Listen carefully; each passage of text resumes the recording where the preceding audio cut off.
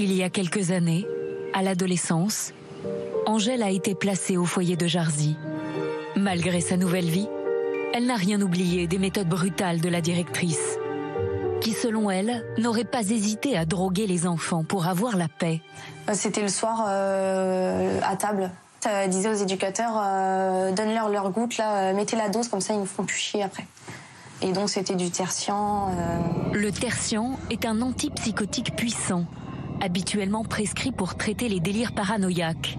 Et s'il y en a un qui refusait ou autre, c'était des claques, des grandes claques derrière le crâne, quoi. Clairement, elle n'y allait pas de main morte.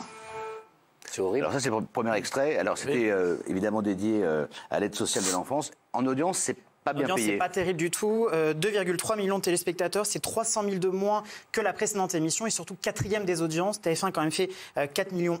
Donc voilà, un score plutôt décevant pour ce numéro qui pourtant, vous l'avez dit, était c'était bouleversant. Et là, l'extrait qu'on va voir maintenant, vous allez voir, on se rend compte que certains ados, et en particulier les filles, se prostituent. C'est dramatique, regardez.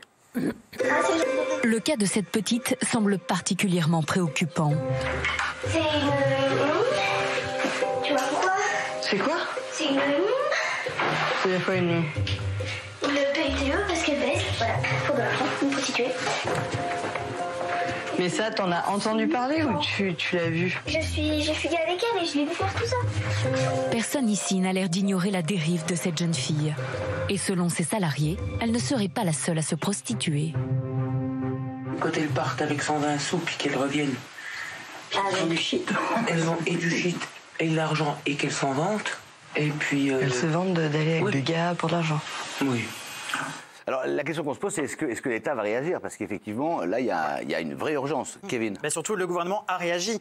Juste après la diffusion, c'est Adrien Taquet, qui est le secrétaire d'État chargé de la protection de l'enfance, qui s'est fendu d'un communiqué pour justement pointer du doigt tout ce qui se passe dans ces foyers. Parce qu'il faut quand même savoir qu'aujourd'hui, il y a plus de 350 000 jeunes qui font l'objet d'une mesure de protection. Donc c'est un vrai sujet de société. Et c'est dommage que le gouvernement agisse seulement après la diffusion d'un reportage télé. C'est pour ça, le reportage, il était bouleversant, mais je pense qu'il était surtout nécessaire. Alors, c'est sûr, certaines personnes ont dû zapper parce que c'était trop dur. On préfère regarder les destinations de rêve, voilà. Mais c'était nécessaire. Et 2,3 millions de personnes, c'est toujours 2,3 millions de personnes qui ont vu ce qui se passait chez nous. Parce que c'est ça ce qui était dur, c'est que c'est chez nous. Là, on voit pas ce qui se passe à l'étranger. Alors, évidemment, on s'est rendu compte qu'il fallait plus de moyens pour l'aide sociale à l'enfance, mais surtout qu'il fallait que les départements se bougent. Et tant pis, si ça doit passer par la télé, c'est un moyen dont on doit se servir. Christophe. Et justement, quant à savoir sur l'utilité de ce genre d'émission, parce qu'il y en a qui vont dire ouais, c'est vachement craspec, c'est voyeuriste, etc. Alors que pas du tout. Il y a une vraie utilité parce que le secrétaire d'État dont tu parles,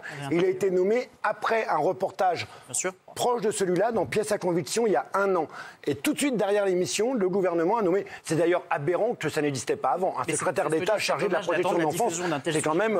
Donc on a le sentiment qu'en fait les ados sont baladés. Alors ils font un centre, puis 2 centres, puis après ils vont en famille d'accueil, puis après ça se passe mal. On les renvoie quelque part. C'est catastrophique. Et ce qu'on a vu aussi, c'est qu'il y avait une jeune fille, à partir de 18 ans, elle est lâchée, elle est toute seule. Et ce genre d'émission, encore une fois, vous avez raison de les féliciter, ça nous dévoile tous les dysfonctionnements de ces foyers où ils ont quitté un environnement où ils étaient maltraités dans leur propre famille. Ils sont censés les protéger, les faire grandir. Et vraiment, encore une fois, ça, c'est l'utilité publique, mais il faut faire attention aux dérives, bien sûr.